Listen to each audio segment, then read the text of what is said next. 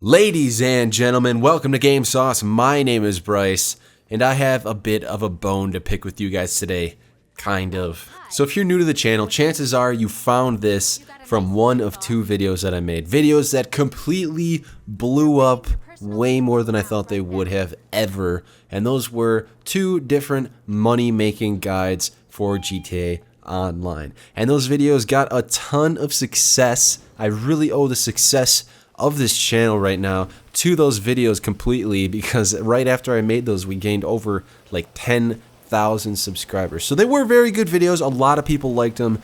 They got tons of likes, tons of views, tons of comments. But that being said, there were a lot of haters in those comments saying that my judgment and the claims that I were making about which ways make you money the fastest and the easiest were wrong. And here I am bringing you guys a video where I sort of stand behind what I said in those videos. I'm not changing my opinion at all. I still think that the best way to make money in GTA Online is with the VIP missions, and a lot of people seem to disagree with me, so I just wanted to make this video to explain why I chose those as the best way to make money. At the end of this video, I will give a more detailed guide how to utilize those missions to make you the most money the fastest. And if you're here just for that, I will put an annotation that will skip you right to the guide if you don't want to hear me rant anymore. So basically how this is going to go is I'm just going to go through a lot of the comments that I received of people saying,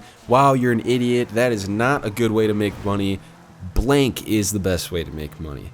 And there's a lot of different suggestions, a lot of different people saying a lot of different things, but basically what they were trying to tell me is that I'm wrong. And I don't think so, because I have a lot of different reasonings as to why I chose VIP missions as the best.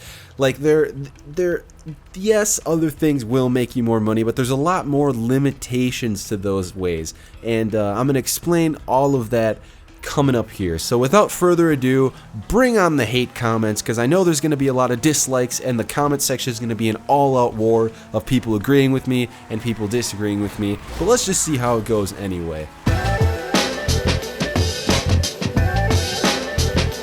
Yeah, so by far, the majority of the comments that I got were something along the lines of, you're an idiot, heists are easily the best way to make money. And I have to agree with you a little bit. The payout of heists is the most money you can get at one single time in GTA Online. But that being said, there are so many limitations that just don't make heists the best possible option for a lot of people, including myself. So the biggest problem that I have with heists is the fact that you have to have 4 people in order to do them. I don't have 4 friends that play GTA Online, so that means I have to rely on randos, and it just never works out. Somebody's always dying, somebody's always leaving, you know, you have to get a whole new lobby started then if somebody leaves. It's just an awful experience for real, and I can honestly say that I've never completed a heist with randoms, and it's just awful.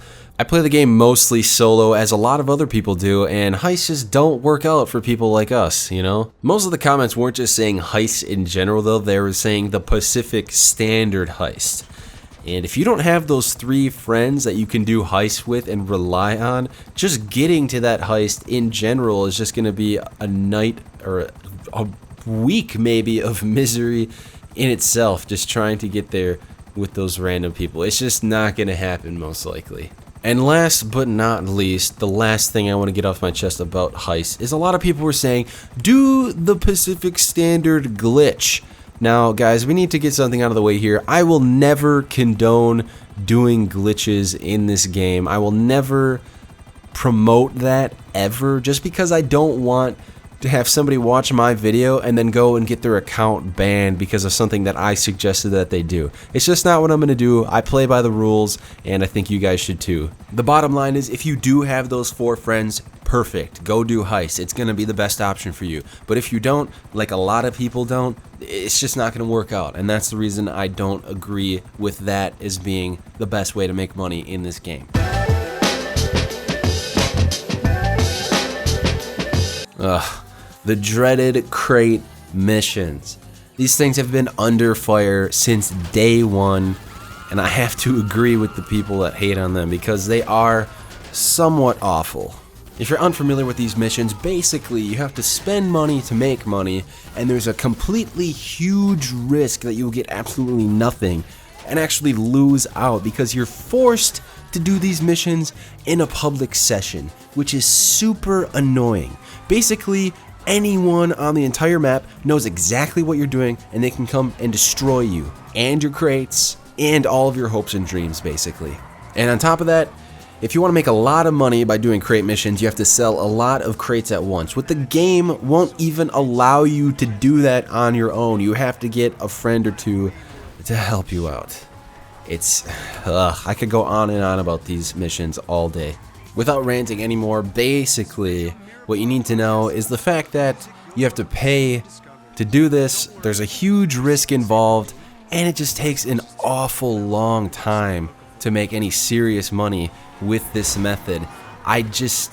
No, it's not a good way to make money. Is it fun? Yes, but if your sole purpose is to make a lot of money in GTA Online, do not do the crate missions.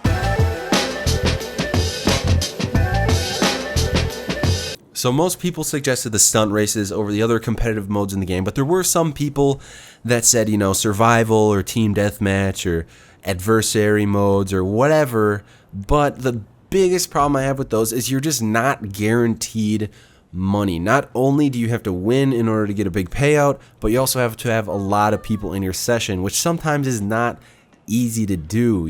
Like if you just start a session by yourself, chances are you're going to get like 2 or 3 people to join, or at least that's what happens to me for whatever reason. I'm almost never in lobbies with 20 plus people. It just doesn't happen most of the time.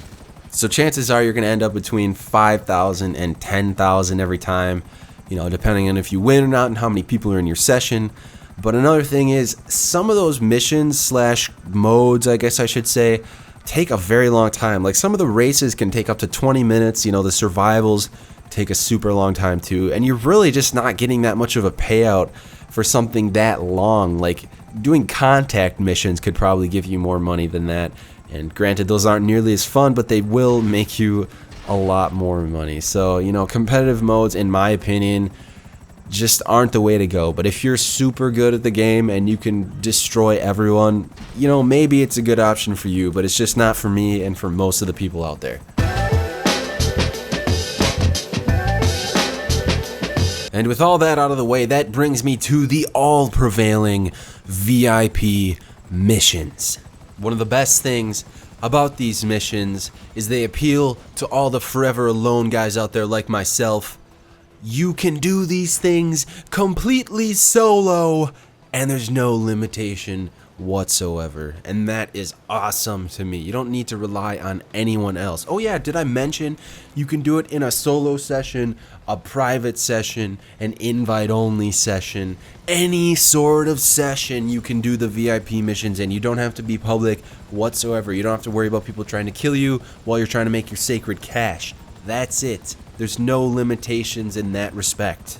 Did I mention that all of the VIP missions happen directly in the free mode itself? You don't have to go out to a separate lobby, go through that annoying loading screen, none of that. You click on the mission you want to start, and it starts. And then when it ends, you click on another mission that you want to start, and that one starts. There's no loading whatsoever. It's quick, easy, painless. And did I mention you can make around 25,000 every time you do a mission, if you do the right ones, that is, which I'm going to show you later. But 25,000 is a big amount. It's a lot more than you're going to get from a race.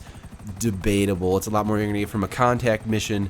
Obviously, it's not as much as you're going to get from a heist, but did I mention that you can do these things in like 6 to 8 minutes, which, with my calculations, I predict that you can get around 250,000 per hour. In fact, I don't even predict that. I've done it before. I know it's legit. So you can make $1 million in about 4 hours in game. Yes, it is a lot of grinding. Yes, it is a lot of doing the same thing over and over again, but it's super easy, and you can do it on your own or with friends. Actually, your friends are going to get the same amount of money as you. So if you start one of these missions with a friend, they're going to get the same amount as you. Everyone's going to be happy. You can do it with them or without them. No limitations either way. It's awesome. I apologize to all the people that just clicked on this video for the guide itself. I really had to get some things out of the way before that, explain my case, explain why this is the best method, but now that that's all over, we can get right into it. This really isn't much of a guide, to be honest. It's super easy and super self-explanatory, but the gist of it is you've been seeing footage of me playing the two missions that I'm about to talk about, and obviously they're pretty easy. They're called Headhunter and Sightseer. Headhunter is a mission where basically there's just targets on the map, you gotta go kill them, and that's it. If you got a Kuruma or a Buzzard or Insurgent or just any kind of armored vehicle like that, it's gonna be really easy. Just drive up to them, shoot them, and leave. And if you have some friends, you can split up and get it done even faster that way. Sightseer, on the other hand, is a mission where literally you just have to go around the map and collect packages. Nobody tries to kill you or anything. It's super nice. It does get a little bit boring and tedious at times because you're going to be, if you do these a lot at least, you're going to be going to the same places maybe a few times. But most of the time, the missions are pretty good at, kind of spreading them out around the map and not giving you the same location every time. Alright, so the way I like to do it is first load up Headhunter.